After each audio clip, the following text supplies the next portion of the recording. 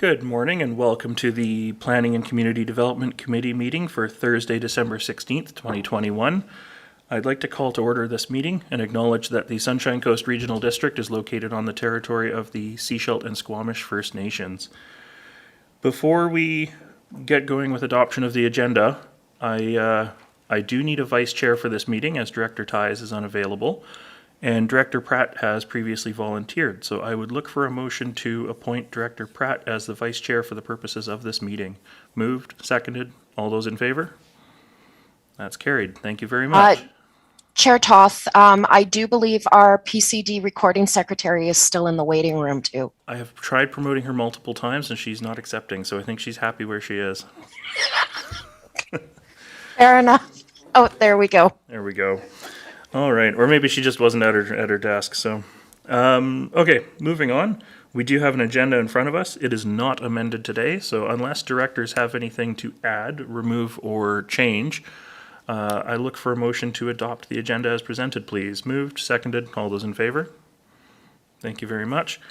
Just before we, should have done this one step earlier, but just before we get into the reports, I do want to acknowledge that we've got 3 alternate directors with us today. We've got alternate director Kroll from the town of Gibsons. We've got alternate director Howard from area D. And then we've got alternate director McLean from the district of Seashelt. So welcome to the 3 of you today and let's join the fun. First, a motion to receive all reports, communications, and minutes, please. Moved, seconded, all those in favor? All right, moving into Annex A, Introduction of Draft New Zoning Bylaw number 722. Turn this over to Mr. Sayao. Thank you, Chair. This report provides an introduction and overview of the new draft zoning bylaw 722 to update the existing zoning bylaw number 310. The purpose of the update is to align the regulations of the zoning bylaw with key federal and provincial legislations and community policies and goals, and to incorporate new regulations to meet urgent community needs in a number of key opportunity areas that had emerged through the process, as well as to improve the document's usability and technical accuracy and consistency. The update is not a total rewrite of the zoning bylaw, but nor is it intended to redraw zoning boundaries. So it is intended to be an intermediate solution to bridge between the aging current bylaw and a comprehensive new bylaw. So staff recommend proceeding with the formal review and adoption process of bylaw 722, which include a workshop with the board, public information meeting, agency referrals, and public hearing. Thank you. Thank you for that introduction. Directors, any questions, comments? Director Lee, I saw your hand first. Thank you, Chair. I was curious about what would happen with bylaw 337. Does it not need these amendments, or how does that work? Good question. GM Hall? Thank you, Chair. So the scope of this, the scope of the project was limited to bylaw 310. Consideration was given because staff knew there was interest from the area director in assessing whether we could expand the scope without fundamentally changing the project and taking it off the rails. And at this time, the recommendation is to proceed with just bylaw 722, leaving the area A zoning bylaw 337 as is. And that is made with cognizance that there is also a budget proposal that was considered earlier this week that would support the type of comprehensive renewal that Planner Xiao mentioned for both of our zoning bylaws. Thanks. Okay. All right. Director McMahon? I'm really looking forward to seeing this because there are so many, issues with the existing bylaw. I just thought I'd start by asking, we seem to have embraced the uniquely Canadian approach to metric, that we have a curious mix of acres and hectares through our various planning documents. Are we going one way or the other, or are we going to stay in our mosaic situation? Thank you, Chair. So yes, the new bylaw will embrace a consistent metrics system, which is based on we're using meters and hectares. Yeah. Thank you. You keep going. Great. Are we looking at redefining campground? And there's also a bunch of issues around definitions of mobile homes and movable dwellings and a bunch of other things related to RVs and other sorts of housing. Thank you, Chair. The new bylaw does improve some definitions and provide more clarities on certain things like campgrounds and mobile home parks, and especially the period that can be used if in a campground. So a more clear definition is being provided. Instead of temporary, a period of 30 days is provided in the new bylaw. And more details will be provided to us at the upcoming board workshop on the matter. So hopefully that answered that question. Director Howard. Thank you. Thank you. Really a follow-up question to that. In preparing for this agenda with Director Ties, he had a number of questions related to the draft bylaw, and I just wanted to confirm that the board will be permitted an opportunity for a deep dive into the proposed bylaw at the workshop, and that's the venue in which to ask detailed questions about the content changes, etc.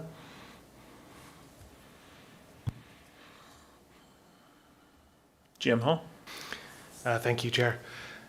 Yes, and we're also looking forward to supporting a public participation process that includes a public information meeting. So there'll be multiple opportunities for, not only for directors, but for the community to dig into what we hope will be a satisfying new bylaw. Thanks. All right. Did you have a follow-up to that, Director Howard, or can I move on and come back to you? Okay. Director McLean? Yeah, thank you. I just really wanted to thank the SRD for including the housing affordability and diversity metrics within this bylaw. I think there's a lot of opportunity within the SRD to make a lot of change there. And in particular, the one that really bothers me is a 6-meter minimum building width. So that is going to be a really nice change to create those diverse forms of housing. One thing I note from the housing needs assessment that I don't see reflected in this outline is one of the lines within the SRD key actions is that we can consider allowing both secondary suites and garden suites in residential zones where they can be supported by servicing, defining affordability levels where additional units are allowed. So to staff, is that something that is being considered in this update?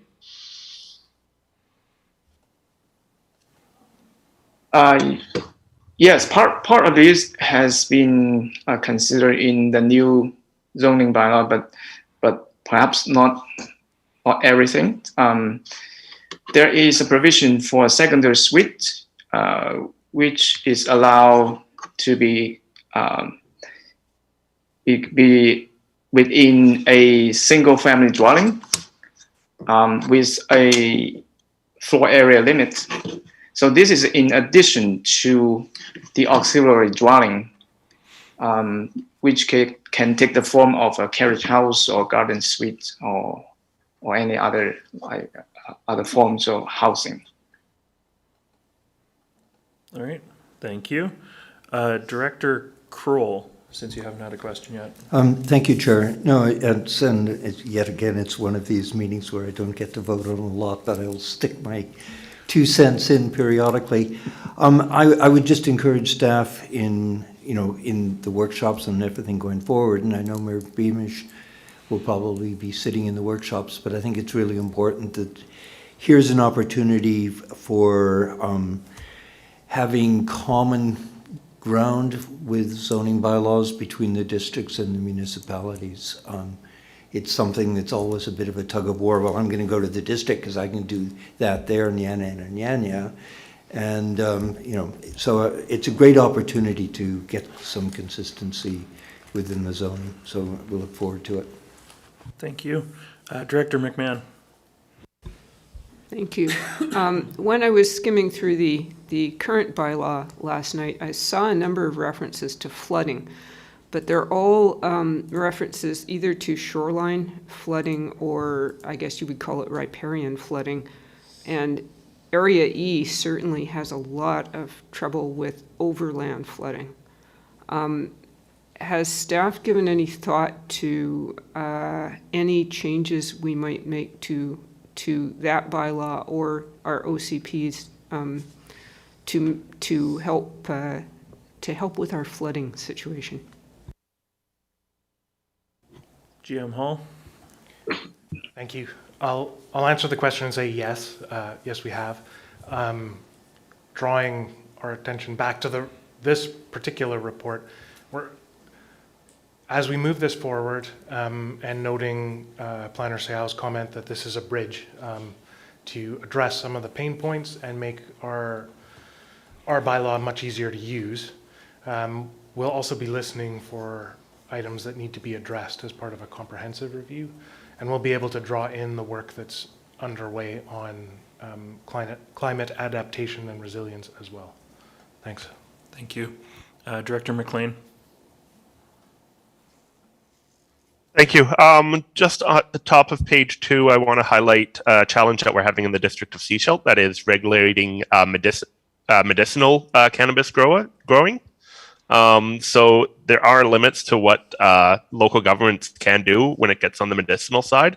So I just want to note that the set kind of expectations for the community that it may be challenging on the medicinal side, whereas recreational growth is something that is fully manageable. So I just want to flag that we have had that challenge in Sechelt, and I suspect you'll have the same challenge in the SCRD. Thank you. Director Lee. Thank you, Chair. I was curious how this bylaw numbering is going to work. We got 310 and 722 now, and yet you're going to have to reference both bylaws in order to understand if you're doing the right thing, if you're a developer or so. Is 722 going to replace 310? How does it work going forward? Jim Hall. Yes, thank you. Yes, Bylaw 722 would include provisions that repeal, I believe, channeling my inner corporate officer, but we'll be replacing Bylaw 310. And the transition will be one of the things that staff will speak about as we move this forward into public participation. Thank you. And that's not so uncommon. I mean, the District of Sechelt, our zoning bylaw is number 25, and we're looking to, as we move forward, replace it with bylaw 580, which will be our new zoning bylaw. So there's going to be bylaws that might reference, bylaw 25, but that doesn't make them invalid just because they're referencing the old bylaw number. So, go ahead. Thank you. The reason I was asking is because we are always doing updates to existing bylaws. So I was wondering why we wouldn't just call this updates, but I guess that's the corporate officer will be answering that in the future, so I'm good. Thank you. All right, thank you. I don't see any other hands up. We do have a recommendation on page 1, voting A, B, D, E, and F. Would any of my rural directors like to make a recommendation? Director McMahon. Yes, I would like to move the recommendations on page 1. All right, and I see a seconder. Thank you. Sorry, I just have to reconfigure my window here because I realized I couldn't see Director Pratt. All right. I don't see any other hands up, so I will call the question. A, B, D, E, and F. All those in favor? And that's carried. Thank you very much. Moving on to Annex B. Amendments to Planning and Development Procedures and Fees Bylaw Number 522 to define and prioritize affordable housing development applications. And turn this over to Ms. Clark. Good morning, committee. Staff were directed to bring forward amendments to SCRD Planning and Development Procedures and Fees Bylaw Number 522 to define and prioritize affordable housing applications as part of the action plan for the region for addressing housing needs. These recommendations are for electoral areas A, B, D, E, and F. Staff proposed to utilize the existing policy criteria that's included in each OCP. The proposed provision would ensure that applications receive priority review and processing if the application first meets the criteria outlined in the official community plan densification strategies, and second aligns with the current housing needs assessment. And specifically, we're looking at the key local area needs and the housing unit projections when we look at the housing needs assessment. And for examples of types of projects that would qualify to be expedited under this provision, we can look at the specifics in the densification strategies in the OCPs. The examples provided there are focused on parcels that are designated residential. And the project types, for example, are infill development, such as auxiliary dwellings, subdivisions to create smaller lots in order to facilitate cluster housing or mixed use. And this is specifically in village core or community hub areas, wherever necessary, subject to OCP or zoning amendments. And then for projects that are proposed outside the village core, but still designated residential, there is an opportunity in these criteria for projects that propose more density in exchange for housing contributions and with housing agreements. And you'll note if you've read the policy criteria or the densification strategies that they suggest housing agreements to secure affordability wherever possible.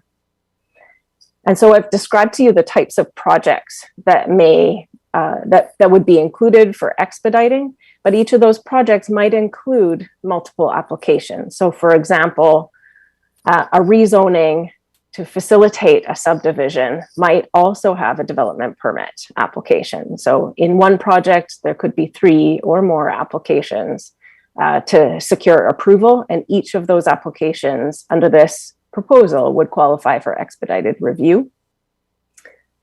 And so what types of applications would not qualify for expedited review? As proposed, densification proposals outside any area designated as residential, so areas not designated residential, and densification proposals that don't secure affordability, such as through housing agreements or where specified housing contributions. I hope those examples help a little bit there, and staff are available for your questions. Great, thank you very much. Directors, questions, comments? Director McMahon. This is a really broad question, so I'll lob it out there. My area has a small number of duplexes and also a number of mobile home parks. And they're all decades old. Like, none of that kind of housing has been built in my area in a very, very long time. Have we looked at our policies to see if we have unintentionally or intentionally created barriers to those kinds of housing? What a great question. Who would like to catch that lob? And if you don't have an answer right now, that's okay too. But Ms. Clark?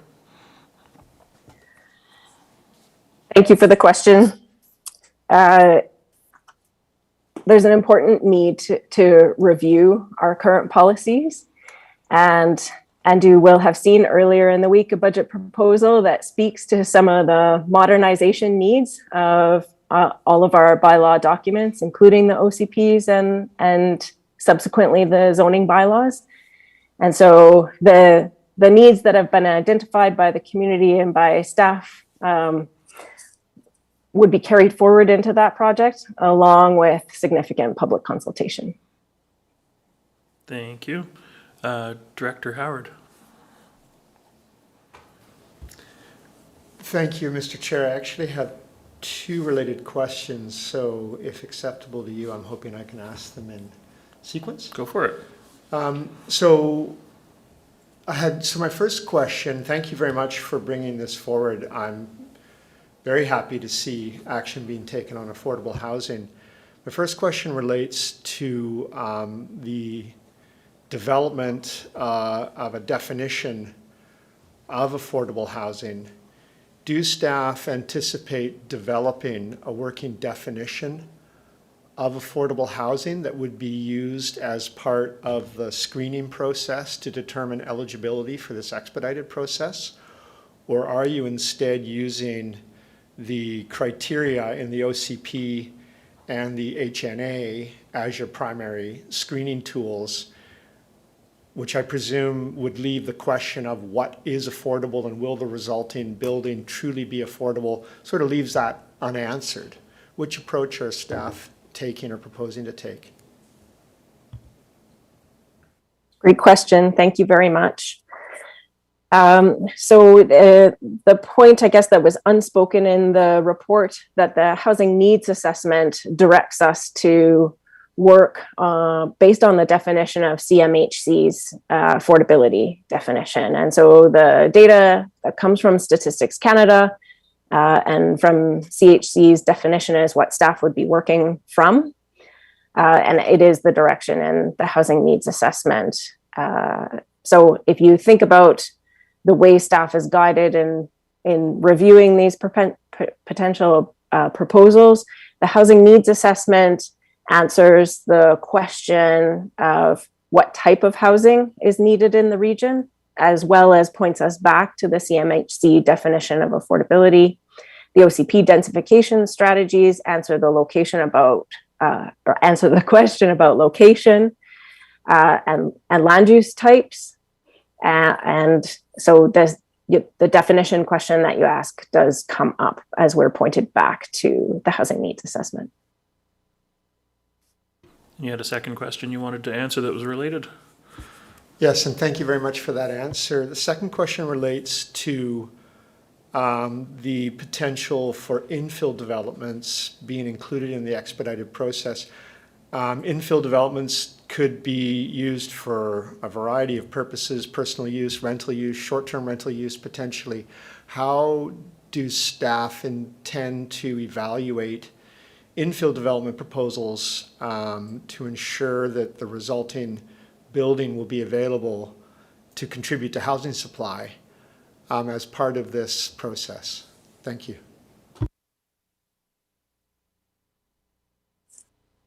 Thank you very much for the question. Again, the policy that exists in our OCPs at the moment points us back to the use of housing agreements as the tool to secure that relationship with the landowner. Covenants are another tool that can be used on the parcel to secure further land use requirements. Thank you very much. Director McMahon. Thank you. One of the challenges I had with the housing need assessment report is that it doesn't, and I don't know how they would, it doesn't give us any idea how many units of secondary housing we have on the coast. And I don't think we have any way of knowing. So given that we don't know how many units there are, I'm a little wary about the estimates of the need, because we don't know who is already out there and how many people who are out there are inadequately housed and in a better market would be looking for a different kind of accommodation.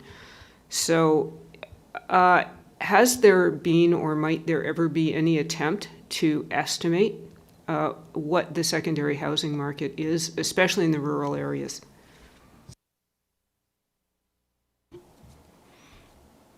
Good question. Thank you.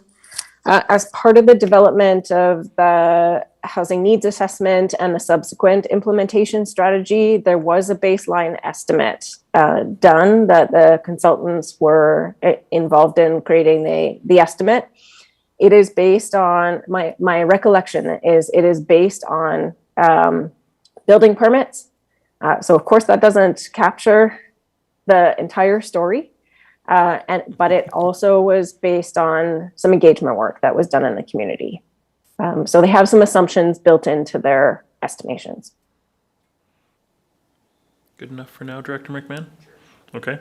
Director Hiltz? Thanks, Chair.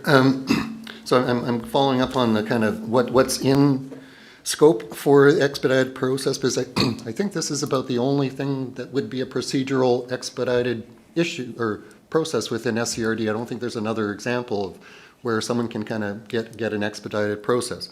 So the question is, staff is making this a procedural, so the discretion is lying with staff. If an applicant was to disagree with that decision, where would they go to deal with that difference of opinion on what the staff's decision on it's in or out? So is there an appeal process? Would that be part of this process for an applicant to say we disagree with staff and they want to come to a different, present it to get it in? Roundabout question. But. GM Hall? Thanks for the question. And that's one that staff can speak to as we bring forward the bylaw. I would say that there are a number of procedural remedies available to community members and customers for any SCRD procedure, and certainly those would apply here. Thanks. Thank you. Director McLean? Yeah, thank you, Chair. Just in reading this, my concern is that it will expedite too many things. So if you expedite everything, nothing is expedited. So is there a varying level of prioritization? So for example, if they have an affordable housing agreement, does that go to the very top and then maybe like infill within a proper area, but no affordability constraints is lower down? Is that how this is imagined to work, or is it just either expedited or not?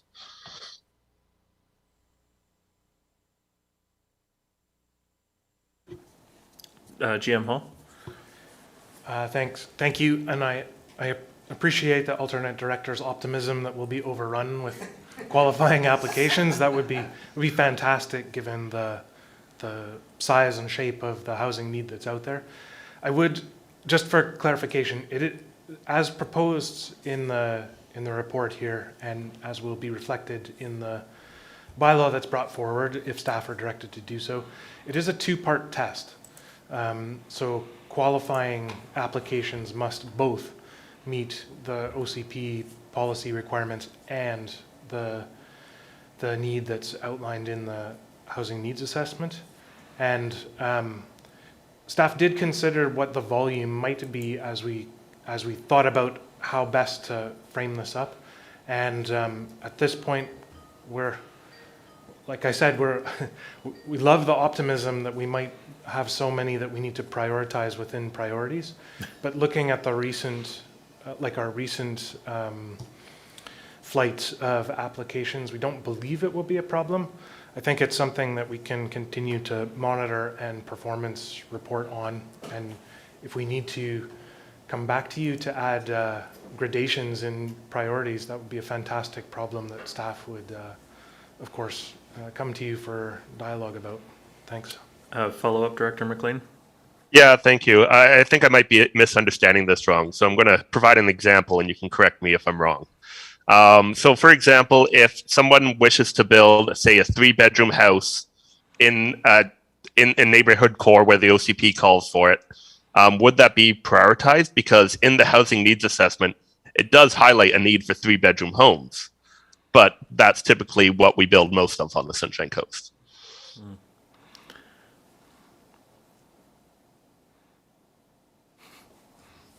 Who would like to take that? GM Hall or Ms. Clark?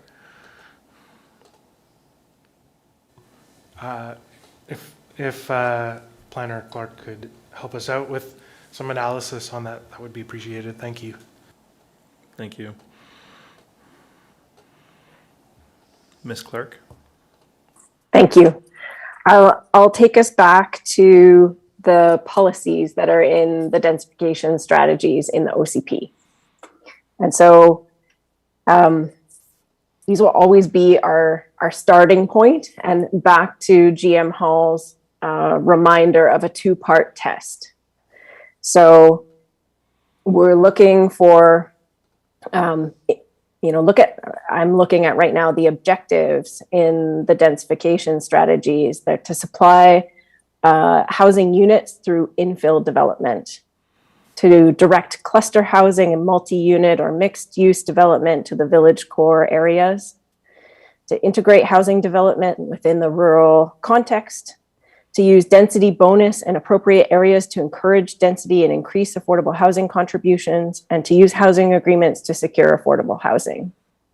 And so you're pointing to an area where there may be a level of judgment required, but we're going to apply the two-prong test here. Does it meet the policies that are identified in the densification strategies, which is where we want to see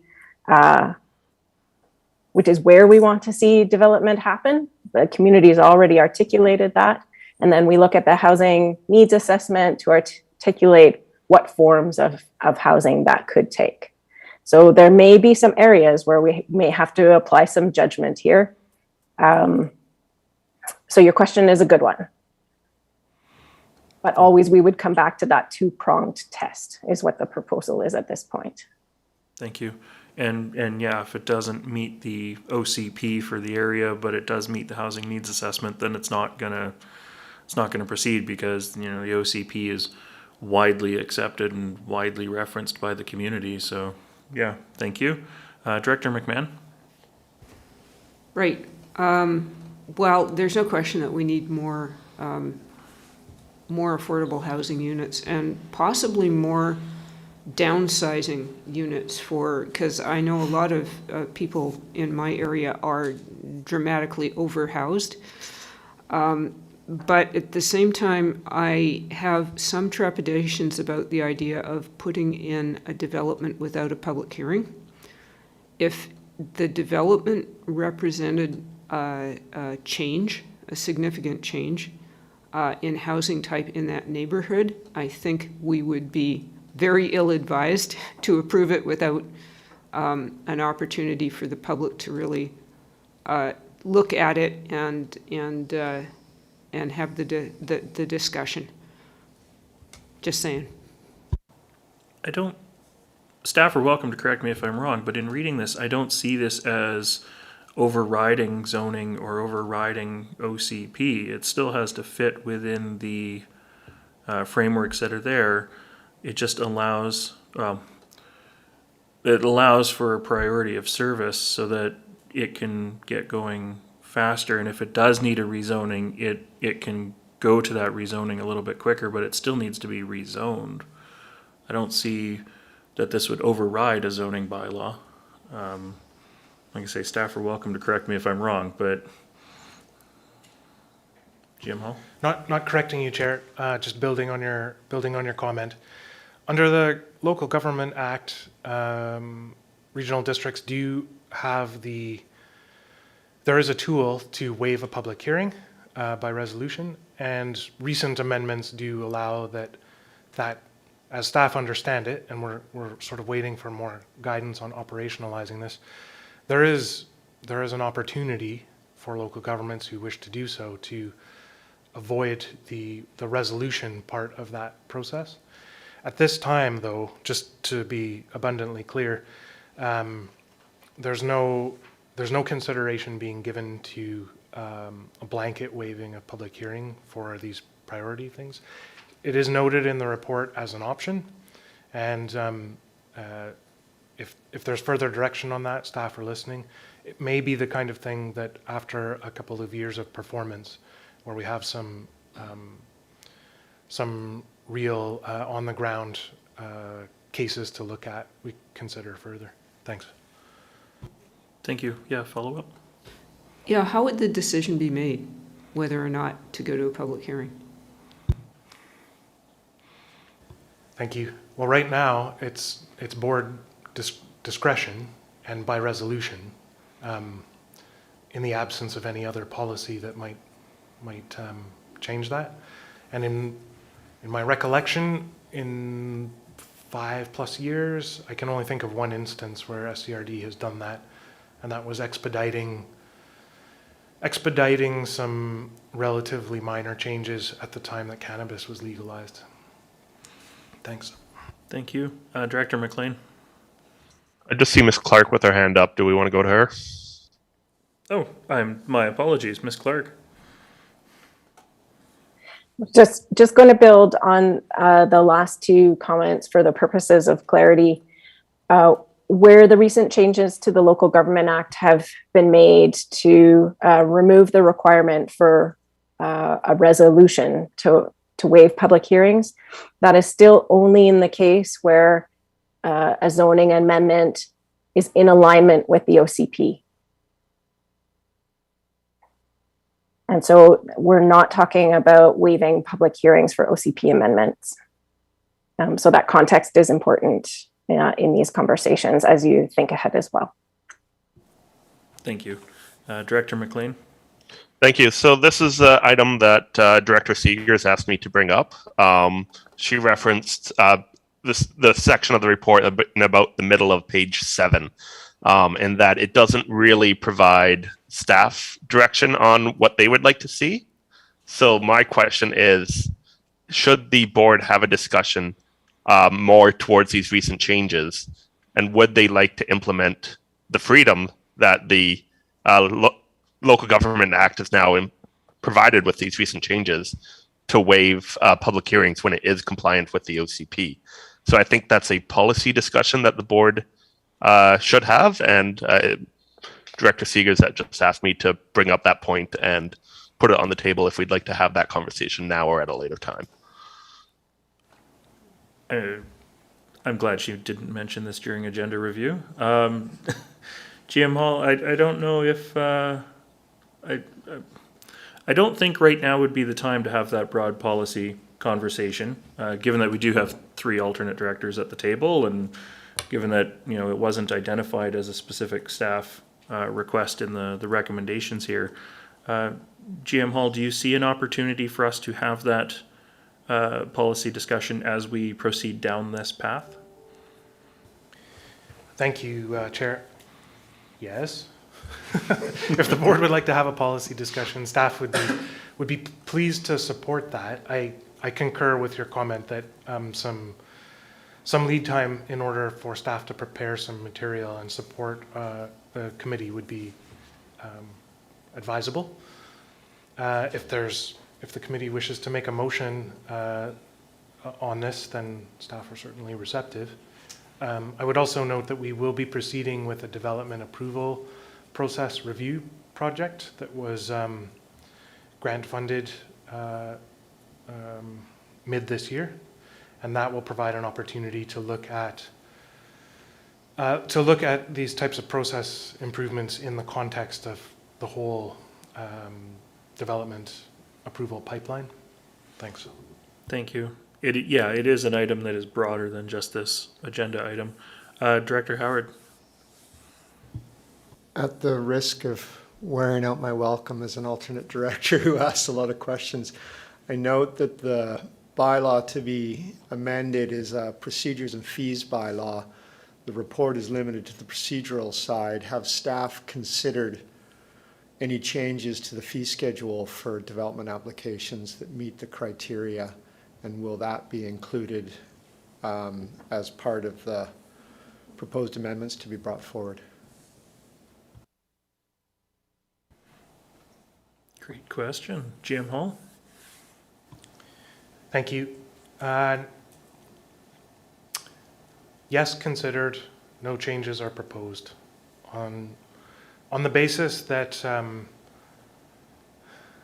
that our fees have not been reviewed for a number of years, and as far as we understand from a peer review, remain quite competitive. Thanks.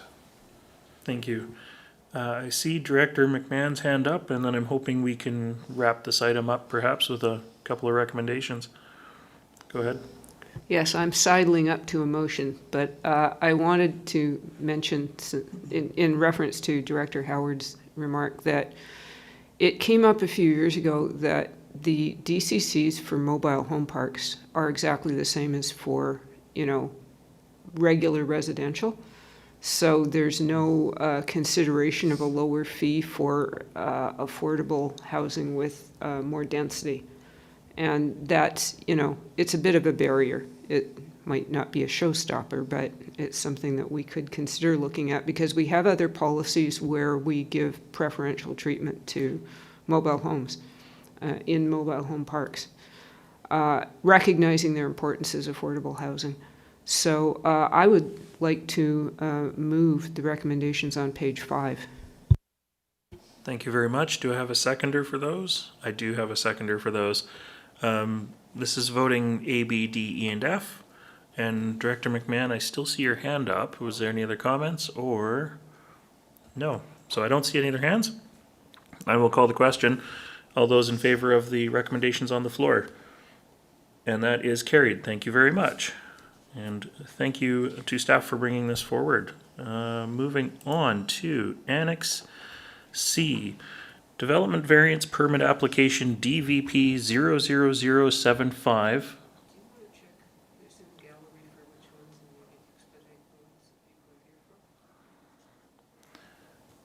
Well, I've started this one, so I'm gonna carry on with this one. Development Variance Permit Application DVP 00075, number 3, 15200 Hallowell Road. And we turn this over to Mr. Copes. Thank you, Chair. The purpose of this development variance permit application is to reduce the setback for a building from Sackanaw Lake from 20 meters to 15 meters to permit the construction of a single-family dwelling. Our riparian assessment report established a 15-meter streamside protection and enhancement area, and no vegetation within that area would be disturbed. Notifications were distributed to neighboring properties and no comments have been received. This application was previously referred to the PCD and was referred to the Egmont-Pender Harbor APC, who recommend approval of the variance. Staff recommend issuance of the permit. Thank you, Mr. Copes. Having heard staff's introduction of the proposed development variance permit, if there's anybody in the webinar audience or the room wishing to speak to the application, we ask that you raise your hand using the raise hand tool or *6, and I will unmute you in the order of hands raised. When you speak, please give your full name and address for the record. In order to keep our meeting moving, we ask that you please keep your comments focused and limit them to 3 minutes. Once the committee has heard from all those wishing to speak, we will proceed with a motion and discussion towards a recommendation toward the board. So with that said, is there anybody who would like to speak to this application, either virtually or in the room?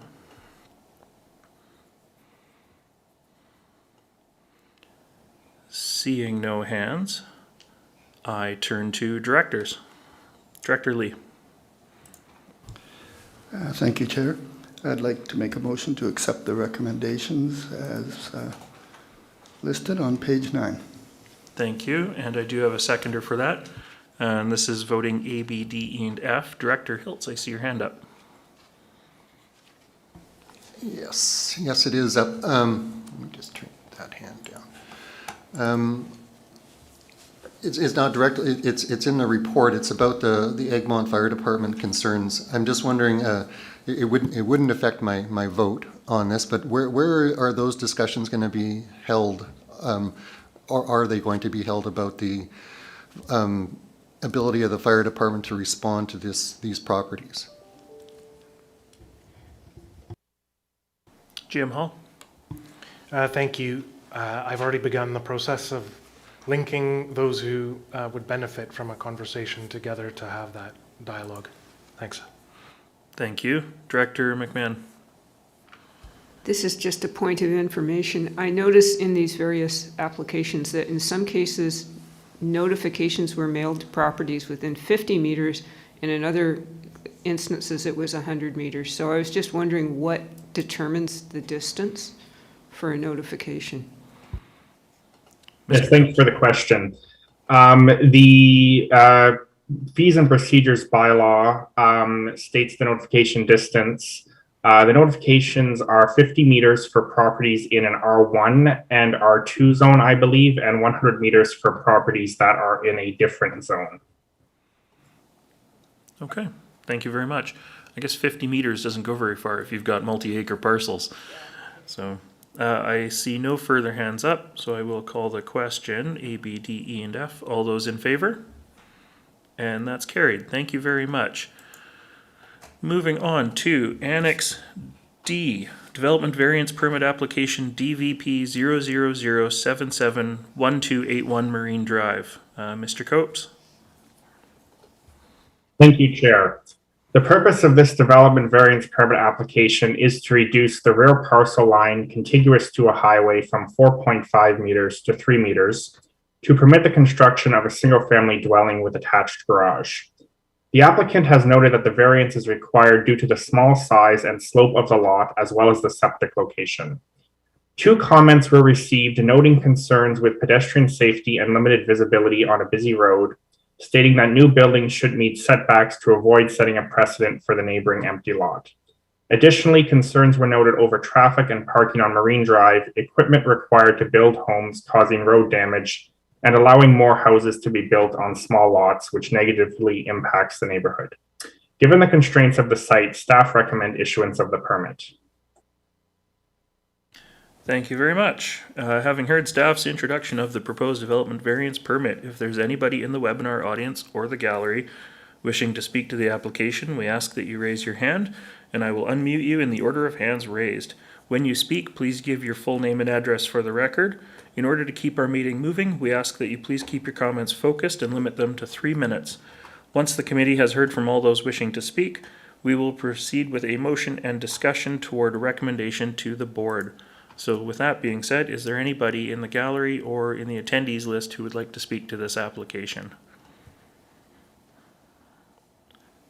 Seeing no hands up, I then look to my directors. Director Hiltz. Thanks, Chair, and thanks for the report. Yeah, North Road are difficult places. Yet, I think that this is a reasonable compromise, and it, from what I know of North Road, it kind of fits in with the existing and is structured and is not making the situation worse. So I am happy to move the recommendations as presented on page 16. Okay, thank you, and I have seconders for that. I don't see any other hands up, directors, so I will call the question. A, B, D, E, and F. All those in favor? And that's carried. Thank you very much. Chair? Yeah. Follow-up question just on procedure. The introduction by the planner included the comments from neighbors, and I can't see those as being represented in the report anywhere. Is that? I'm checking my glasses again here. But I think it would be helpful if some of those comments were included in the report, because we were unable to have APC on this, and so they're not reflected in minutes. So the only comments from neighbors are verbal at this point, and so there is nothing written. So is there a reason why staff would choose to make the comments verbal rather than written? Good question. Mr. Copes. Yes, thank you for the question. The fact of the matter is the notifications are required to be sent out at least 10 days before the meeting. Unfortunately, that usually happens after the report has been finished. Just not enough time to get them into the report for the agenda package. All right, thank you. Director McMahon? But it does raise the question of the public record, because it should be on the record somewhere so that people going back in future could find that information. Is it possible to, I don't know, amend the report afterwards, or is there some way to deal with this? Jim Hall? Thank you for the question. So this process was affirmed back in, I think it was May, when we looked at how to ensure that SCRD planning processes meet legislative requirements and best or typical practice. And so we are following those approaches in how we process DVPs. And in addition to keeping a record as received of comments that come in as part of general record keeping and having the planner summarize them as part of the meeting process, those with comments are of course welcome to attend the meeting. They're notified of the meeting time and provided the opportunity to participate in the meeting to share their comments directly. So there are mechanisms to have those comments form part of the public process, and then there are record keeping aspects that back that up. Thanks. Thank you. All right, moving on to Annex. Director Kroll, just in the nick of time. Thank you, Chair. It's something that also comes up in the town of Gibsons, and what happens there is any letters that have been received are read into the record at the meeting, so they're captured. Even when just considering a development variance permit? Okay, thank you. Moving on to Annex E, Development Variance Permit DVP 00078 for 5956 Dubois Road. Mr. Copes, back to you. Thank you, Chair. The purpose of this development variance permit application is to reduce the front parcel line setback from 5 meters to 3.58 meters to permit the construction of a new storage building on an existing foundation. The applicant has noted that the new building would be the same size and height as the previous building and that the existing setback was previously approved by the Ministry of Transportation and Highways in 1986. One comment was received noting no issues with the proposed variance. Staff recommend issuance of the permit. Thank you, Mr. Copes. Having heard staff's introduction of the proposed development variance permit, if there's anybody in the webinar audience or the gallery wishing to speak to the application, we ask that you raise your hand and I will unmute you in the order of hands raised. When you speak, please give your full name and address for the record.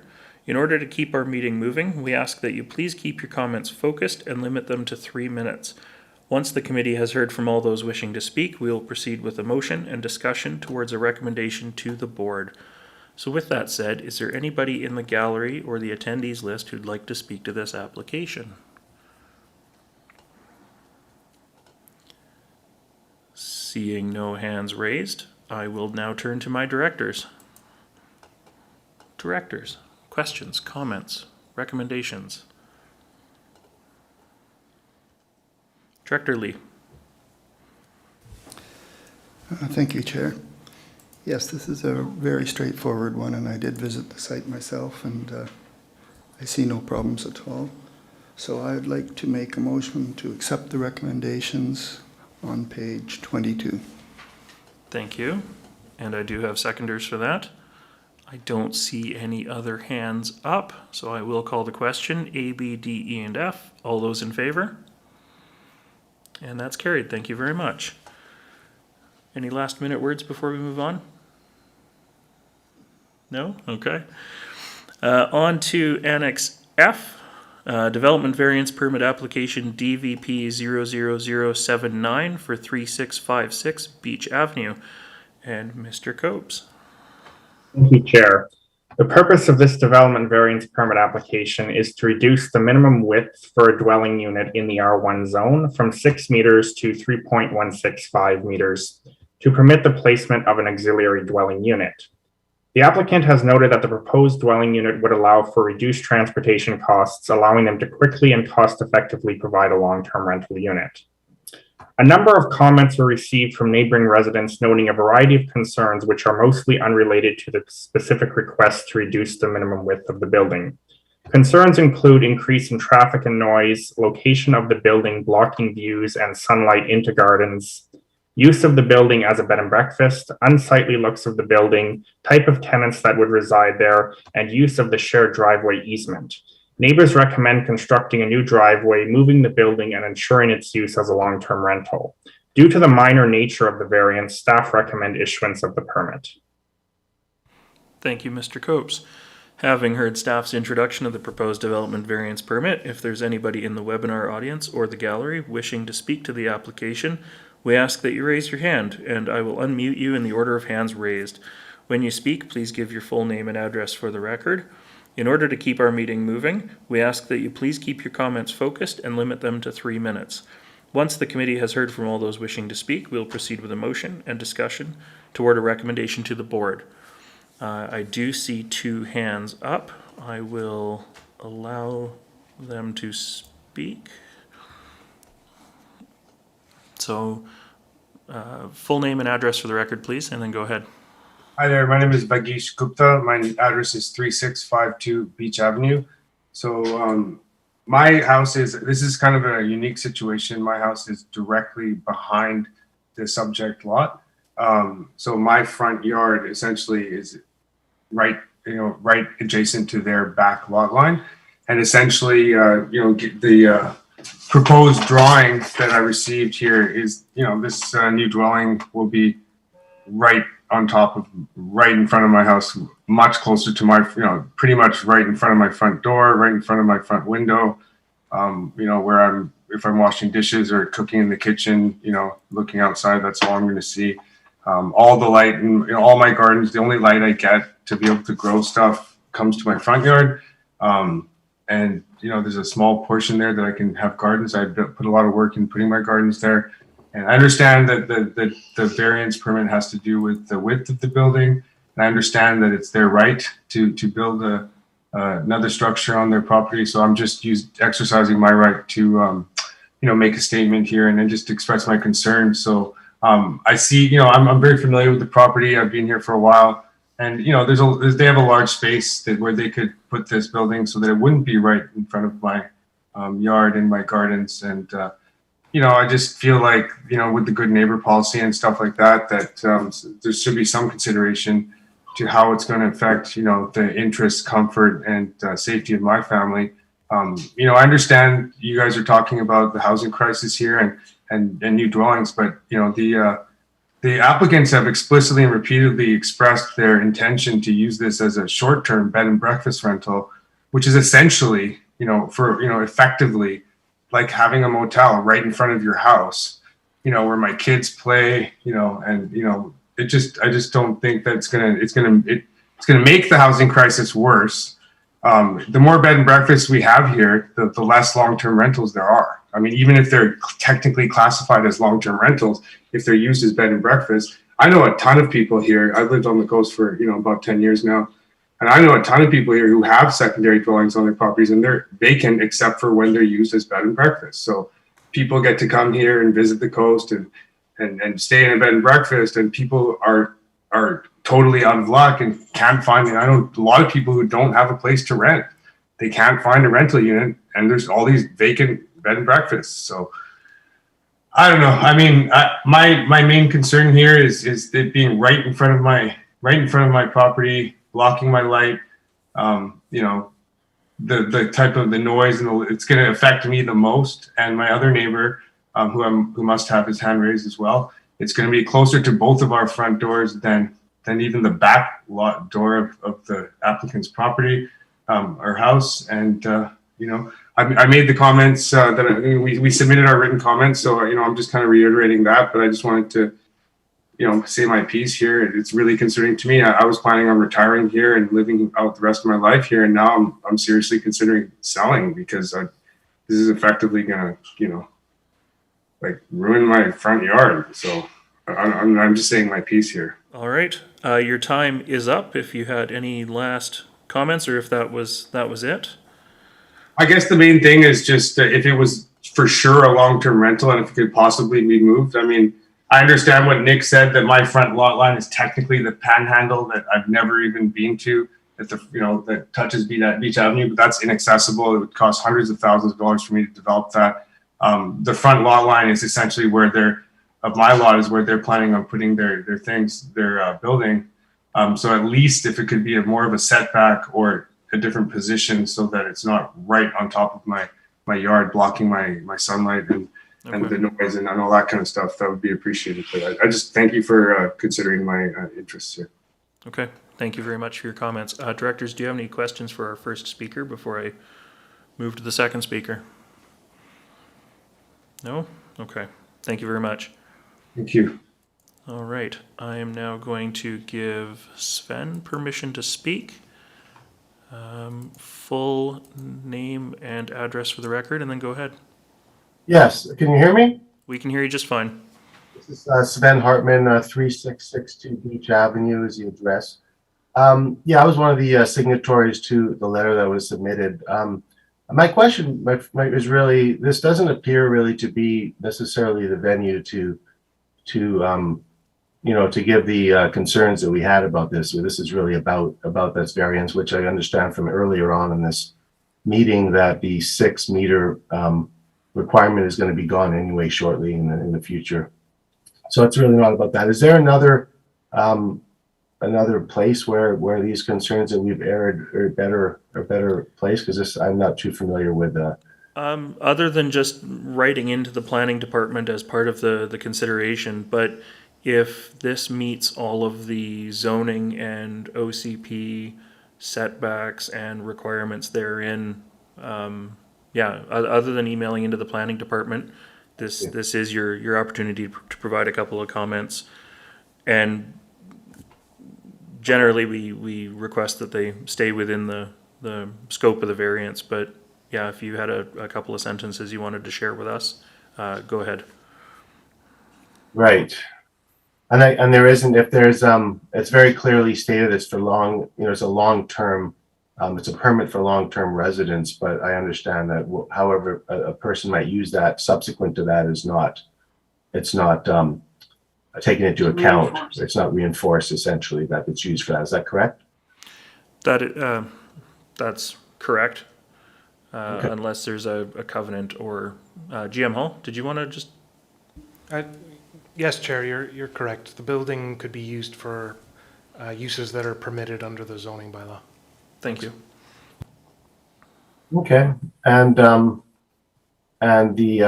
letter that we've submitted then has gone to the planning department. They're aware of it and so on. It's taking into account. Is that also correct? People voting on it and so on? Or The planning department has received the letter, and I believe that was part of the planner's comments in the introduction. well, the only comments I would have is just repeating what the letter says, and I don't see a purpose necessarily of doing that in this venue. So thanks very much. Thank you. Director Hiltz, I do see your hand up. Is that a question for, go ahead. Yeah, a question for the delegations there. The mention of the good neighbor guidelines was presented, and did the neighbors and the applicant use that document in any way to kind of work through the process of the impact on adjacent properties? Like, did they get together, say this is a document and let's work through it, or how was that document used, I guess, in this context? I'm sorry, is that a question to me or? That is a question to you. Oh, Yeah. sorry. Okay, thank you. This has been going on a little bit. I don't believe we've had the time before we've had to submit. There's been verbal discussions and expressions of displeasure about the use of this as that we've not wanted it with the neighbors, with the applicant. Not the written submission that we've given to the planning department has not been discussed, but the 3 points that have been raised were discussed verbally with him and with the applicants. So that's all I could say about that. Follow up, Director Hiltz? Yeah, just to follow up. So are you familiar with this, the good neighbor guidelines that was mentioned by the earlier delegate? I'm not familiar with the particular details of it, no. Okay, thank you. Okay. I don't see any other hands up, so thank you very much for your comments.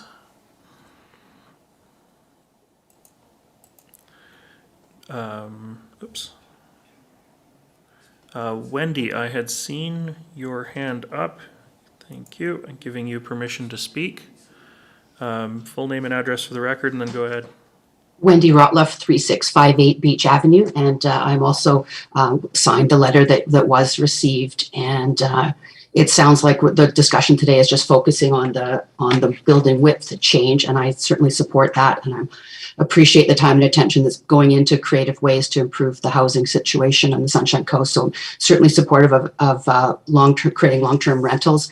I just want to reiterate that I share my neighbor's concern about the specific access to this property, and I feel like the drawings don't really do justice to the specifics. We've got 4 properties sharing a common corner with a common driveway that is an easement across Fenn's property. And so that corner creates an access point that's quite challenging. And I think that would support the suggestion of moving the auxiliary dwelling on this property. It seems like that would be feasible given the size of the lot. So I just wanted to reiterate that, we thought very carefully about our concerns, wanting to support the creation of stable long-term housing, but also maintain safe and access for our properties. So I think it is a unique situation because of the easement that I would hope that would be taken under consideration. Thank you. Okay, thank you. Directors, any questions for that delegate? Okay, thank you very much. I see, Vagish, you've put your hand up again. I'll give you permission to speak again. Just keep your remarks short, please. Thank you. I'm just addressing because the member that had asked the question about the good neighbor policy. From my point of view, no, that was never a discussion. We like Sven said, we did express our concerns, and pretty much they were just like, well, this is what we're going to do if we're allowed to do it. I mean, they're not being rude or mean or anything. I just think that it's not a consideration. It's not, it's not being put into consideration. So no, we were never able to have that, be able to arrange any kind of meeting or have an understanding where we could even have that kind of meeting to discuss the policy guidelines for the good neighbor. Okay, thank you very much. All right, I see no other hands up. So directors, I turn to you. Director Howard. Thank you. As the Area D alternate director, I'm happy to make a few comments. I have some sympathy for the concerns of the adjacent landowners. It's rarely a welcome thing to see a change in adjoining land use, and many of us here, including myself, have probably experienced those changes. However, the issue before us is quite narrow. The construction of an auxiliary dwelling is approved. The building is otherwise compliant. I've had a look at the report, including the building design that was presented. It's a single level, relatively, it's smaller than the permitted square footage or square meterage, with a nod to Director McMahon. And so the only issue before us really is, should a building that is narrower than is otherwise required be permitted to be placed on the property, given that the building width restriction is going to be removed or otherwise altered. And I believe that building width restriction, as I understand it, the origins were to prevent trailers being used as auxiliary dwellings, and this is clearly not a trailer. So I am prepared to recommend adoption of the staff recommendations. And one additional comment was, I noted that even if the location of the dwelling was moved, that wouldn't result in a change in use of the common driveway, because the same driveway would still need to be used to access the dwelling, even if it was moved further back from the lot line, but it does meet setback requirements. So I am prepared to move adoption of the recommendation from staff, which is at page 27, I believe. Yes, it is. Thank you. Thank you, and I do have a seconder for that. Any other questions or comments from directors? I see no hands up. I will Thank you to those of you who did come out and participate in the meeting today. I certainly echo Director Howard's comments that, adjacent land changes are rarely enjoyable. But this building does ultimately comply in all the other ways that are required of it. So I will call the question. All those in favor? A, B, D, E, and F. And that is carried. Thank you very much. Moving on to Annex G. Agricultural Land Commission Application 63237 SCRD ALR 00017. We'll turn this back over to Mr. Copes. Thank you, Chair. The purpose of this non-farm use application is to seek retroactive approval for a self-storage facility in the agricultural land reserve. Staff's review of this application has found that the proposal is not consistent with the Agricultural Area Plan, West House Sound Official Community Plan, or zoning bylaw number 310. Furthermore, the Ministry of Agriculture, Food and Fisheries note that the proposal provides no benefit to agriculture. Staff recommend that the application be denied. Thank you, Mr. Copes. And I don't have a script to read for this one, so I will go straight to directors. Any questions or comments? Director Hiltz. Yes, thanks, Chair. Thank you, staff, for the report and the research with the ministry. I think it's quite clear to me that the self-storage is not an agricultural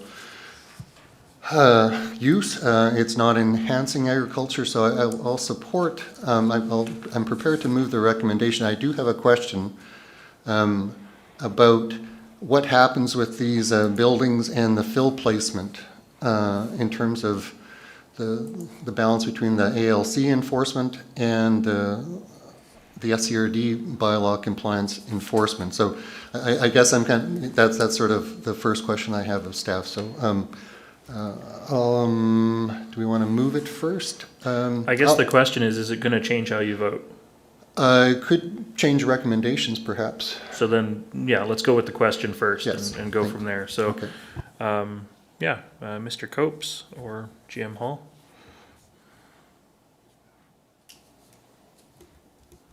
Yes, thank you. Oh, Mr. Copes, go ahead. You were first. I can have some add some comments, and Director Hall can add some if he has additional comments. Basically, the any enforcement issues from the ALC would be dealt with by the ALC, and any issues with SCRD bylaws would be dealt with by the SCRD. The buildings would need to be brought into compliance with the zoning bylaw, and a fill application to the ALC would also be needed. That is a separate application that is not part of this non-farm use application. Okay, thank you. Go ahead. So just a clarification that the fill will remain an ALC compliance issue that they will be dealing with going forward. Okay. I see some head nodding, so, okay. Director Hiltz, did you want to make a recommendation? Yes, I just got to move my text box out of the way here. Yes, I will move the recommendations for adoption presented by staff on page 33. And that would be that the SCRD deny the application. Yes. And I see a seconder for that. This is voting A, B, D, E, and F, rural planning. I don't see any hands up from directors, so I will call the question. All those in favor? And that's carried. Thank you very much. Do we want to take a 5-minute break? Okay, we're going to take let's call it an 8-minute break. We'll be back at 10:55.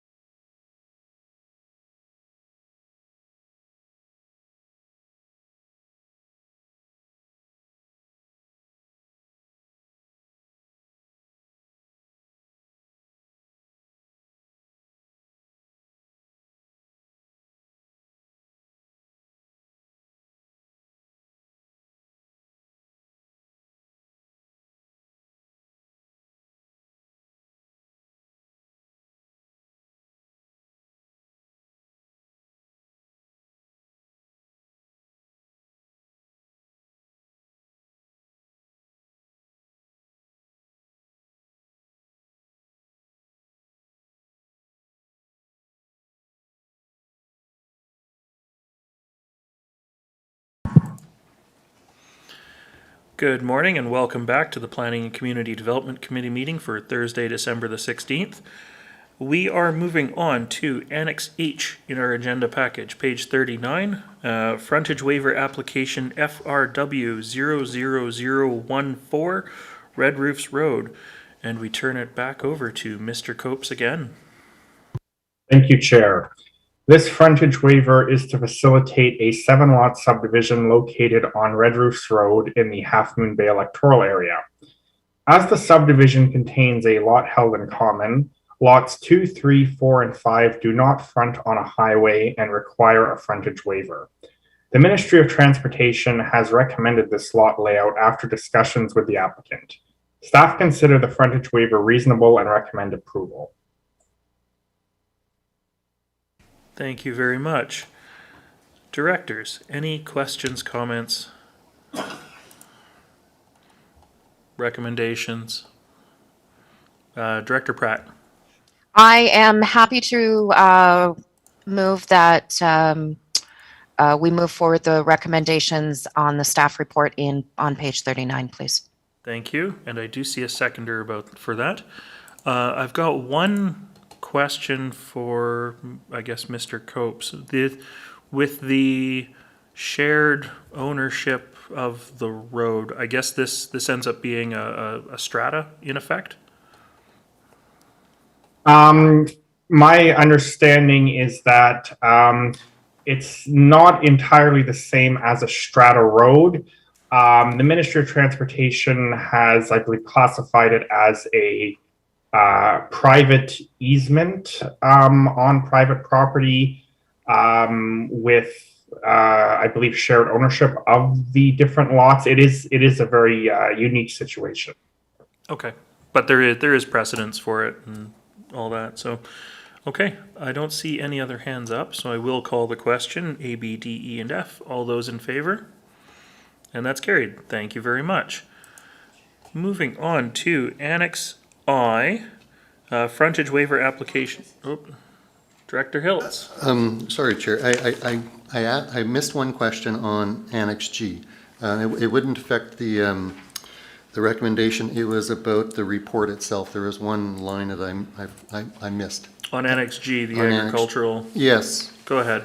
Thank you. It was most applications have the applicant's name on it, and in this case, the summary table, which is on, I believe, page 34, did not have the applicant's name as part of the summary. So I was just wondering if there is a procedural reason for that?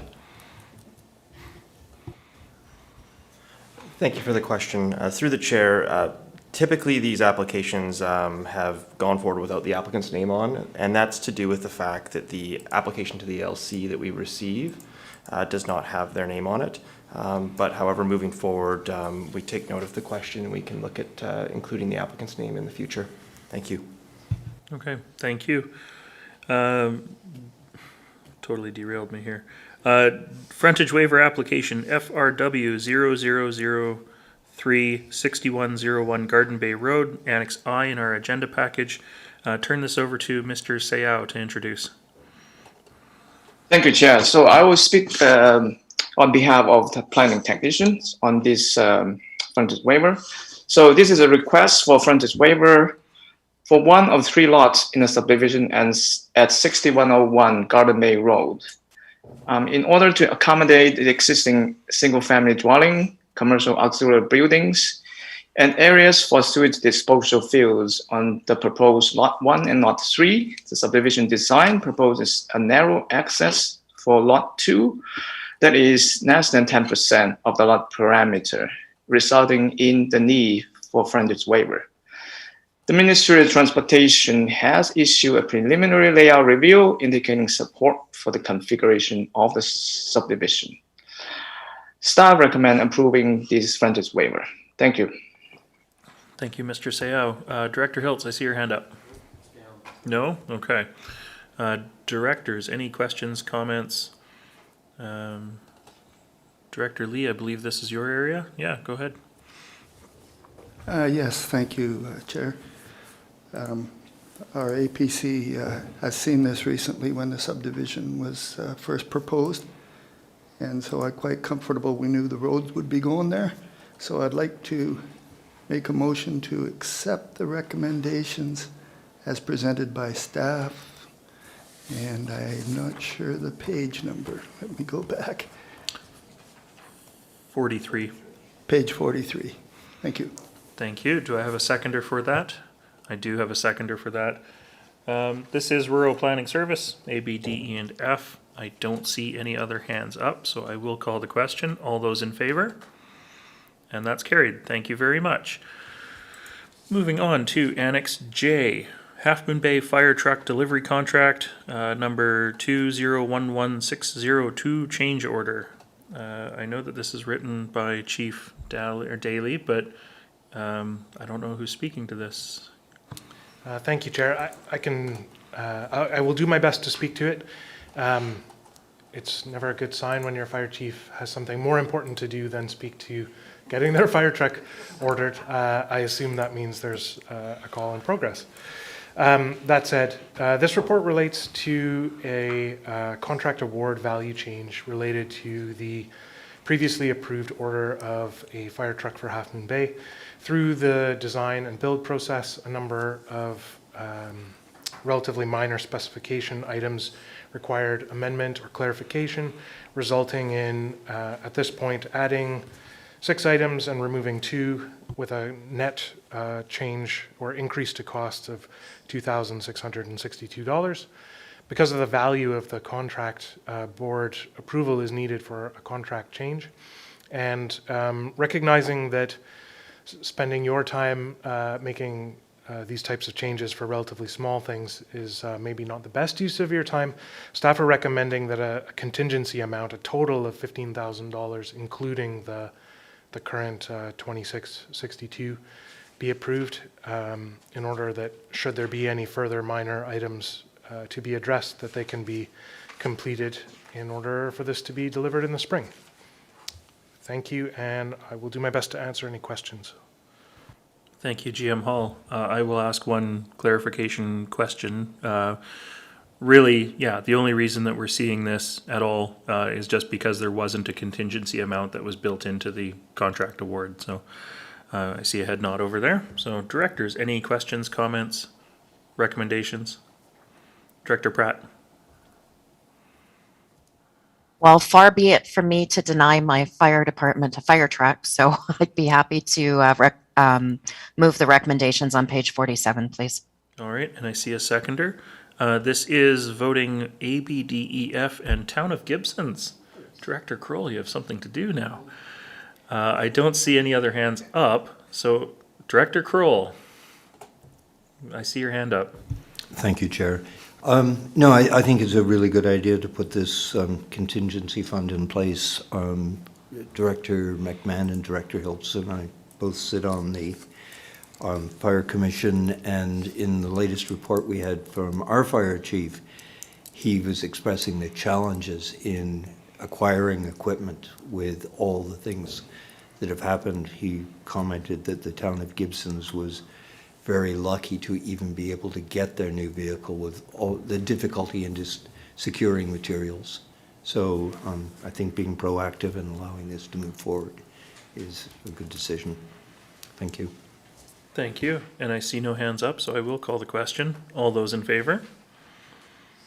Thank you. That's carried. All right, moving on to Annex K in our agenda, page 49, SCRD Ports Maintenance and Minor Repairs Contract, 18354 Extension, Summerhill Fine Homes. Turn this over to Miss Gagnon, who needs a microphone.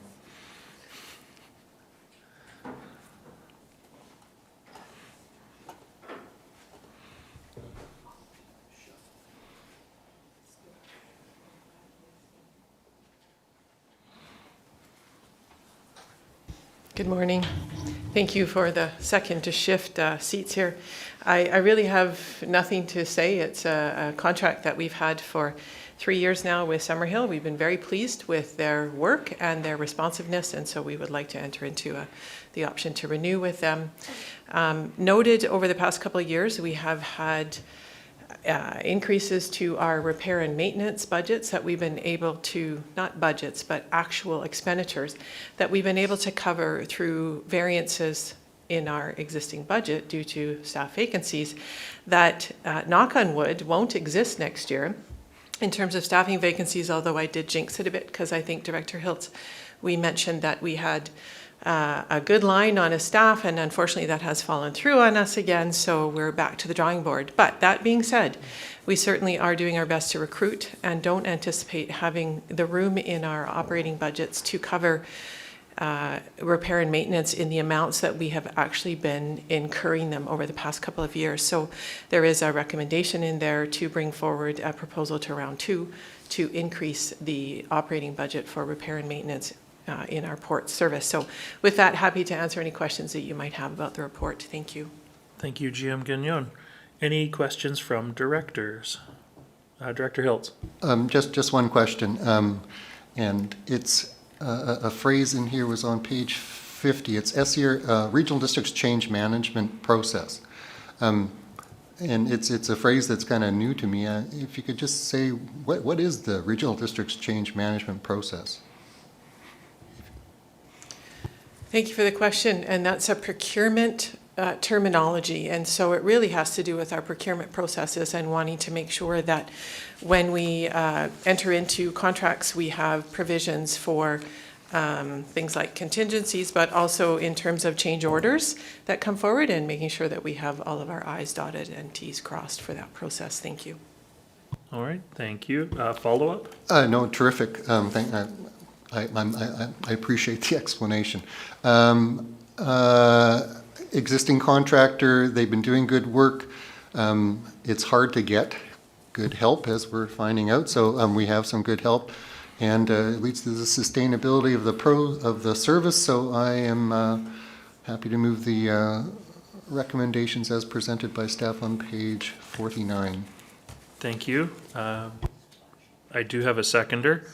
Director McMahon, I see your hand up. Yes, I think I know the answer to this question, but I'll ask anyway. One thing I have discovered about wharves and docks, which are not my area of expertise, is that they're bloody expensive. And we've talked around, reconsidering how many ports the SCRD can really handle. But I take it that a serious reconsideration of our docks and ports is awaiting staffing. Is that where we're at? Thank you for the question. I might have to look for some extra help on this one, but I'll attempt to order it or answer it. My understanding is that there is a board resolution from several years back that we would accept the service that we have for a certain period of time, and I believe that that's coming up for further discussion in the next short order, but certainly we do need staff. One of our priorities for next year was undertaking some major inspections of the ports and to be using this information to help build a capital asset management plan to more fully understand the asset, the cost, and what we're looking at in terms of the ongoing responsibility for those ports. So that's some of the work that we really need to do to understand what we're going to consider in terms of longevity of the service itself. So I think staff would be hard pressed to answer the question if it was posed, do we want to stay in the business of ports in absence of that information, at least giving the board good information by which to consider decisions. So hopefully we're able to get some of those inspections done, the staff in place to help understand the long-term implications of continued services in ports so that we can bring forward that information. Long-winded, you started by saying ports are not your forte. Well, as a prairie girl, I'll have to admit it's not mine either, but I'm learning. So hopefully I answered your question, but happy to have a follow-up if there is one. Thank you. Thank you, GM Gagnon.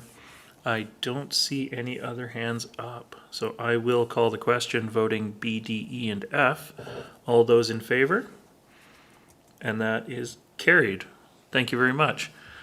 All right, is there anything in Annex L or Annex M that directors wanted to bring up. That's Area A, APC, and Area B, APC minutes. Director Lee. Thank you, Chair. On page 53, my APC would like to know, well, they haven't seen any provincial referrals, and they also don't know of a portal that they could check on to see if they are there. And so I was just curious about the status of a motion we made earlier, which was to provide notice of 3 subdivisions and any provincial referrals made to our APC, and I was just wondering how we were doing with that work. Okay. I believe the provincial referral portal's been public for a couple of years now, but I will turn to GM Hall. Thank you, Chair, and thank you for the question, Director. Yes, you are correct. The portal is live, and staff took note of the comment in the minutes, and we'll be following up with the APC to connect them with the information they're seeking. Thanks. Follow up, Director Lee. Thank you, GM. I was wondering about the capability of letting the APC and the area directors know that there is subdivisions on the go, and if there's details around it, do we get that kind of information, or is that possible, or how would that work?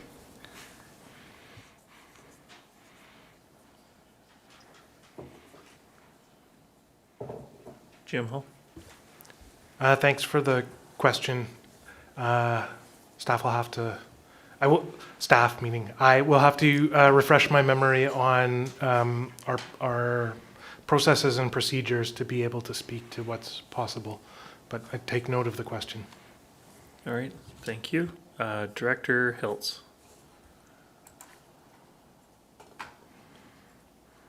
Thanks, Chair. I'm on page 55. It's the Area B.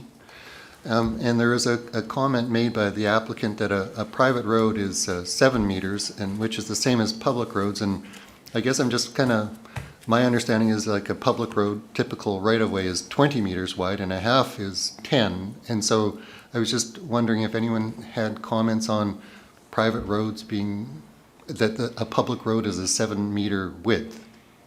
It didn't seem to make sense to me. When I saw that, I assumed that they were referring to the actual paved width of the road, but I mean. Yeah, it was an assumption. Yeah. Paved sidewalks, ditches, this kind of stuff, but it just seemed a little bit unclear that it just seemed a bit of an odd statement that it's the same, because it's a typically private road, public roads are 20 meters as I understand. So if there's any comments from anyone about that. I'm going to turn to Mr. Jackson. Yes, thank you for the question. Perhaps I can assist with a little bit of information on this. Public roads, they do vary in width oftentimes. The standard that we often see, especially in most of our rural areas, is 20 meters for the actual right-of-way. Typically within that, the built width of the actual drivable road can vary. 7 meters would certainly be on the lower side, but we do see that in some areas. And they can be all upwards of sort of 11 meters for sort of a standard width. And of course, if you get into a principal access highway, it would increase from there. So often with these private type of roads, they're not subject to the same sort of regulations that MODI would hand out. So we often see varying widths. This one would be consistent with a smaller built standard of a public road, though. Thank you. Thank you. Director McMahon.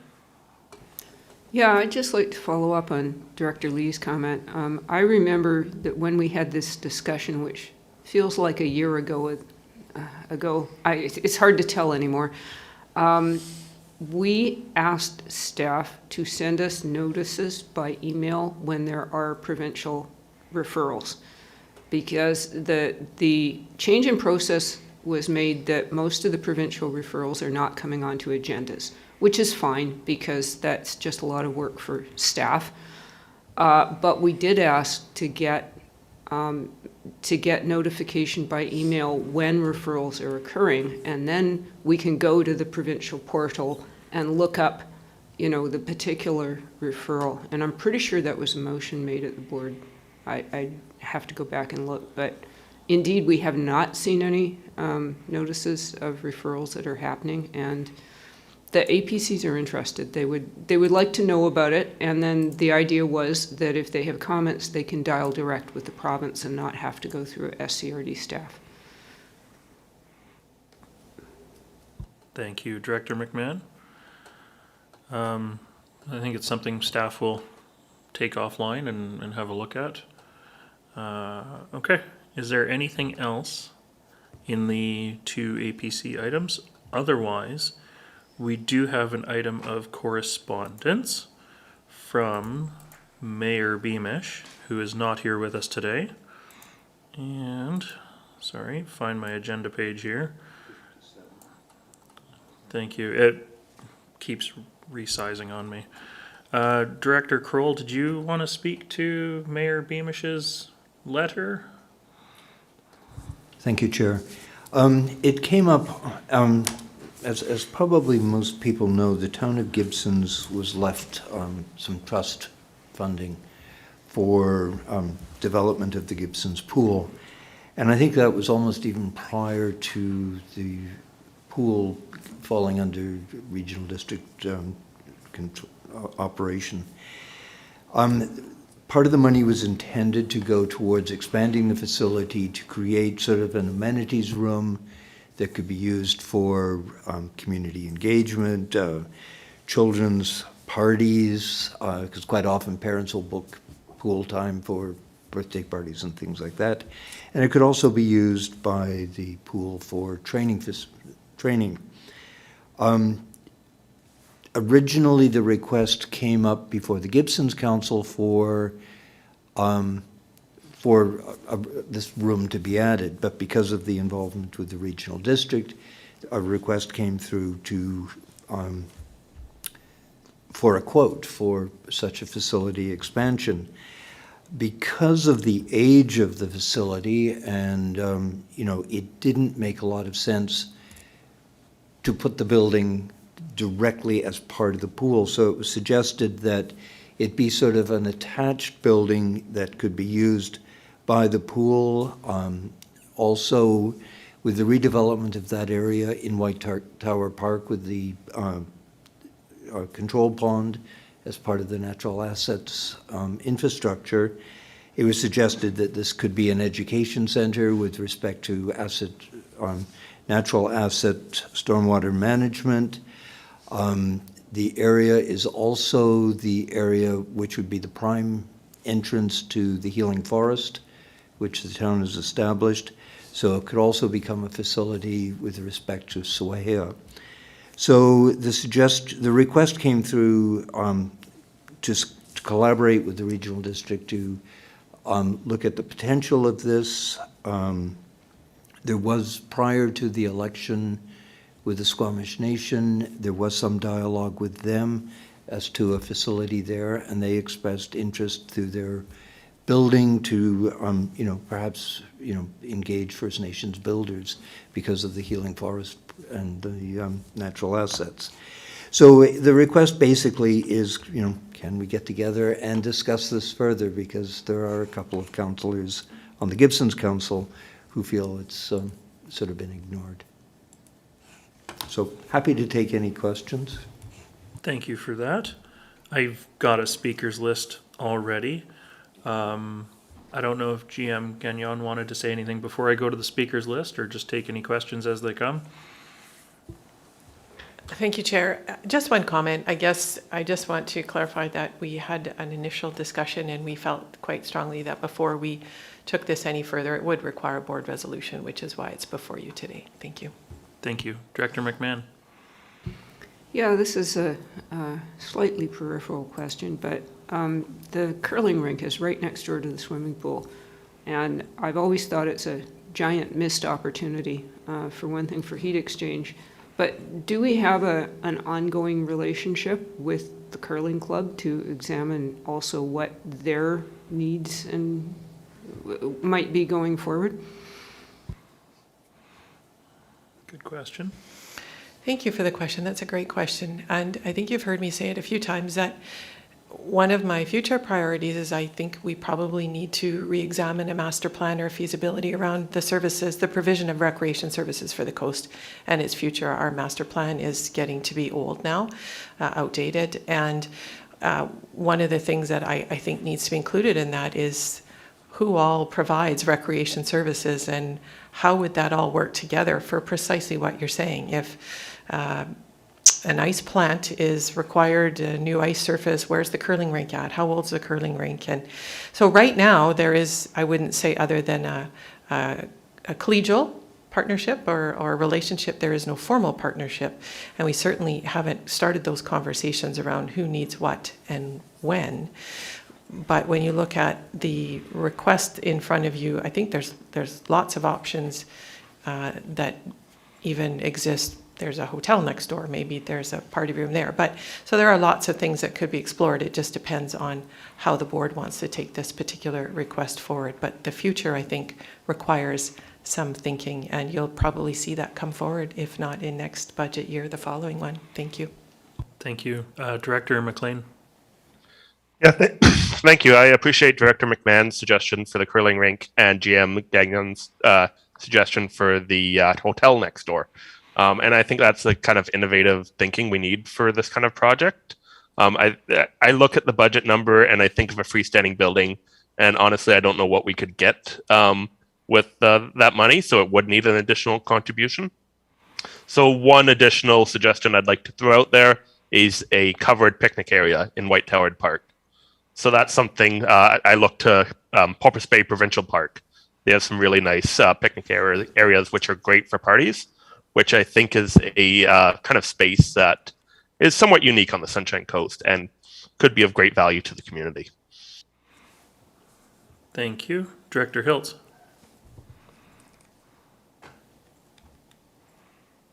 Thanks, Chair. Yeah, I'm looking at the request, so I'm not quite sure if the request is I'm thinking, because the curling club is on the same parcel, so I'm thinking that the town is actually the landowner, I think. So if it was a detached building, it would not be attached to the pool.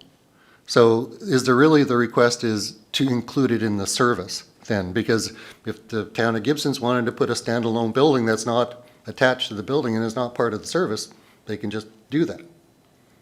So it sounds like they want to include this within the service rather than just adding, because it's not attached to the building, it's a standalone, it's their property, they got some money, they can do it. They don't need permission from this board to put something on their own property. So is it that they're actually asking that this building be added to the service? So I guess that's what I'm trying to understand. Is this why staff needs a resolution from the board, is to include this in as a service expansion, opposed to giving permission to the town to put something on their own land? So I guess what is the role of the board in this? That's what I'm kind of asking. That's a great question. I'm actually, going to reframe the question a little bit, in that if the town of Gibson's is the landowner, the pool itself is an SCRD facility. I assume we have a lease for the footprint of the building. You know, does our lease include additional space? Because if we've leased, most of the lot, then they would need permission from the SCRD to build it on their own building, or their own property. But I know that, like in the district of Sechelt, I think the pool is only, the lease is only the footprint of the building. So is that something that we know offhand, or is that something that would have to be taken away? Thank you for the question. I do believe in the lease, the draft lease, that there is a provision for parking within that. But to answer the question, if the request is to own a building and put it on the parking lot, it would just be an amendment to the agreement to permit that portion of the parking lot to be retained back by the town of Gibson's.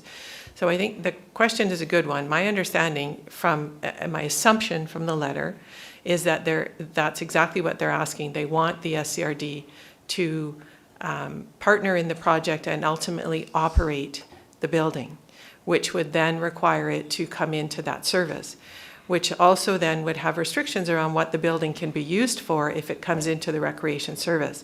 So when you start to explore other uses of the building, I'm sure my CFO would be beside me tapping on my shoulder talking to me about what that means from the bylaws perspective on the provision of recreation services. So it's a loaded question, it's a good one, but I think that's exactly what staff is looking for by coming here, is what is the resolution exactly? What is staff to be investing time and effort into or not related to this letter? Thank you. Thank you. Director Kroll, real quick, and then I'll go through the speakers list. Thank you. I think the intent of the letter is just to get a platform for some dialogue to discuss some of these issues that are coming up in the conversation we're having. Obviously it is Town of Gibson's property. There was a concern expressed. Do you build something to a building that may, in the fullness of time, be moved to a more practical location to utilize things as came up with heat exchange? The curling rink has just completely replaced their ice plant, but they did it on their own. They sort of operate, they're not in the recreation envelope. So I think there's a lot of areas that need to be discussed here. The use for a building such as this might be beneficial because it could be standalone, and a situation, for example, that's come up frequently with showers for homeless. That possibly might be something that could be contained in periods when the pool's not open or the rec center is a more problematic facility.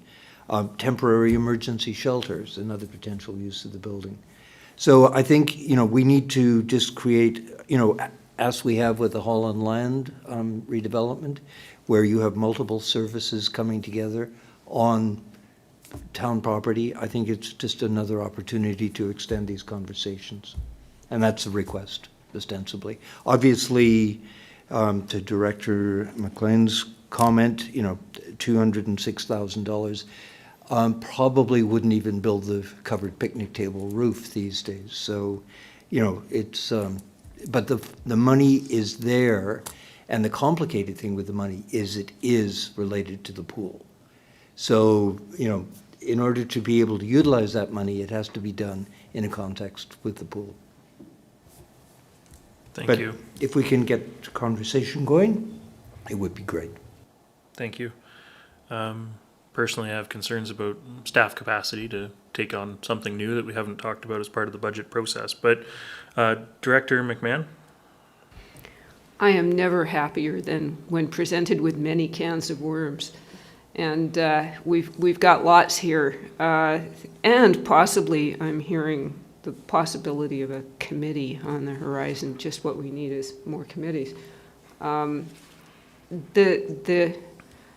Before leaping into anything, though, we should do some sort of assessment of need, because we don't really know. This is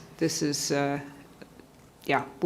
And I really liked Councillor McLean's comment about covered outdoor areas, because that's one thing this pandemic has really brought home, is that there are very few covered outdoor areas that people can assemble in good weather or bad on the coast. And that's a shame, given our mild climate.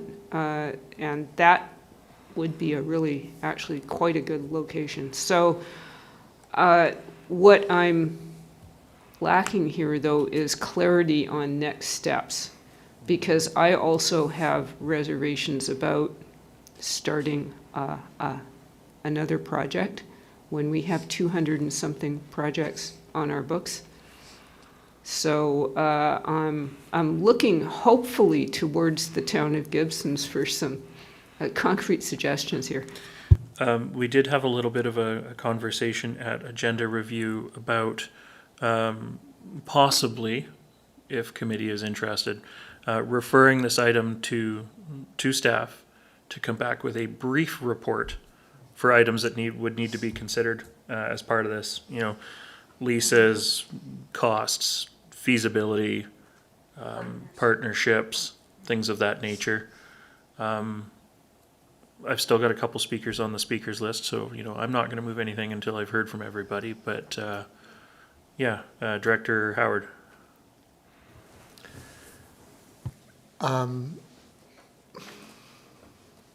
It seems to me, I'm mindful that, as I understand it, the SCRD staff are already very busy.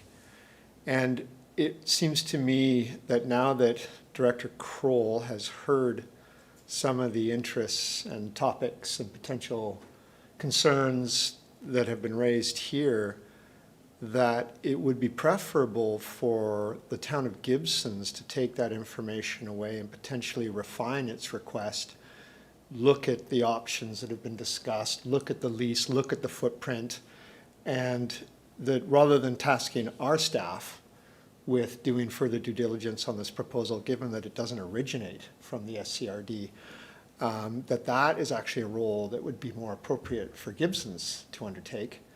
And again, I'm parachuting in, I don't really know much about where we're at, and I would imagine that any meeting that would be held would need to be bumped to post-budget, given the demands on staff right now, and that meeting should be predicated on the town of Gibsons perhaps giving this proposal a little more refined thought and assembling some of the information that would support the kind of discussion that is beginning to grow here.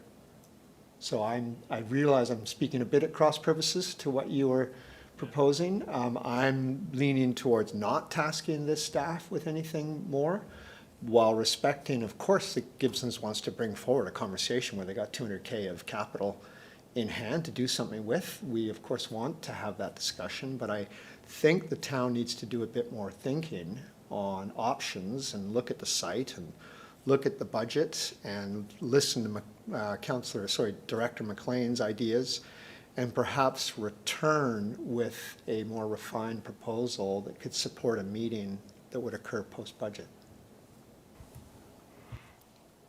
Very good points. You know, the comments that were raised during agenda review is that where this is coming from, staff, SCRD staff, don't even have direction or whatever to engage with the town of Gibsons on what the town of Gibsons might be thinking or might be looking at. So where it falls in with their work plans and things like that. So I thought I had more speakers, but Director Kroll. Thank you, Chair.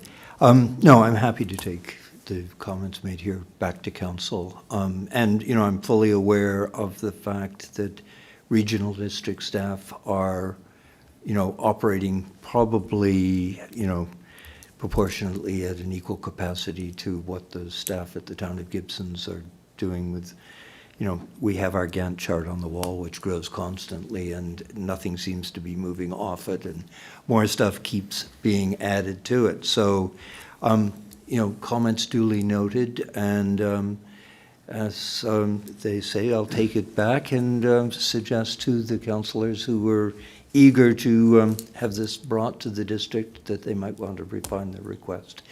You know, a lot of good comments made.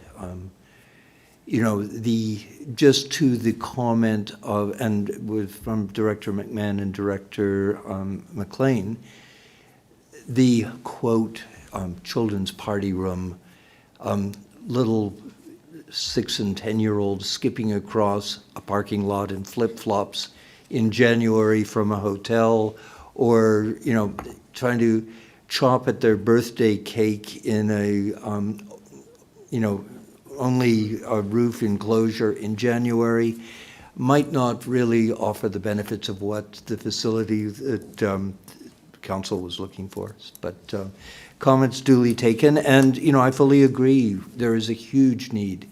I know the demand on the Porpoise Bay covered picnic table area is huge, and from a point when I attempted to do event coordination on the Sunshine Coast, one of the biggest problems you had, if you had an engagement with more than 40 people, you had to rent a tent. And, Gibson's Party Rentals was delighted to provide the service, but it was a huge cost, and it precluded a lot of events from even happening. So comments duly noted, and I will report back to council. Thank you for that, Director Kroll. Just before I sort of leave this in your capable hands, I will just double check with GM Gagnon. Is there anything that you need or want from us? Or are we good to leave it in the hands of Director Kroll and the town of Gibsons for the time being? Okay, I'm getting ahead on, so we'll leave it there. There are no other items on our agenda. We have no in-camera session. I do see Director Lee's hand up, though.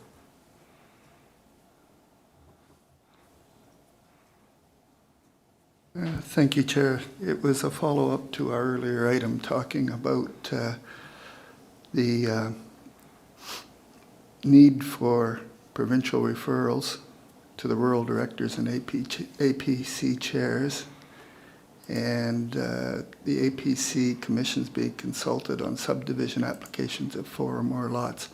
I did pop up the motion that was made. It was made on May 27th at a regular board meeting, and I guess the issue is we haven't heard any more about whether it was possible, what it was going to take, and that actually prompted my comment, and I should have been clearer. So I just wanted to point to that so staff was aware of where my comments were coming from.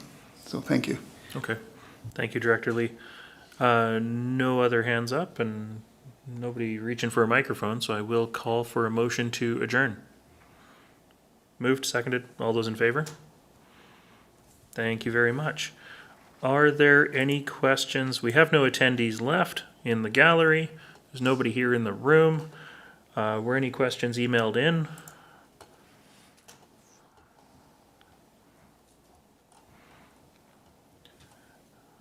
I'm assuming not. Thank you, Director McLean, for joining us, and Director Kroll, and Director Howard. And we'll see you all. Oh. I was just going to say, welcome back, Jonathan Jackson. Thank you for the warm welcome wishes. I've been very delighted to hear so many welcome backs from both the board and colleagues at the SRD, and it's really great to be back, so thank you. Thank you. Yeah, I believe this is our last scheduled meeting before the Christmas break, so happy holidays, everybody. And Careful, yeah, don't preempt it with anything, because I think, if I remember correctly, we met on December 31st last year. Yes, we did, and Director McMahon was just starting down that line of conversation. So with that, I will bid you all a good afternoon and happy holidays. We will see you when we see you.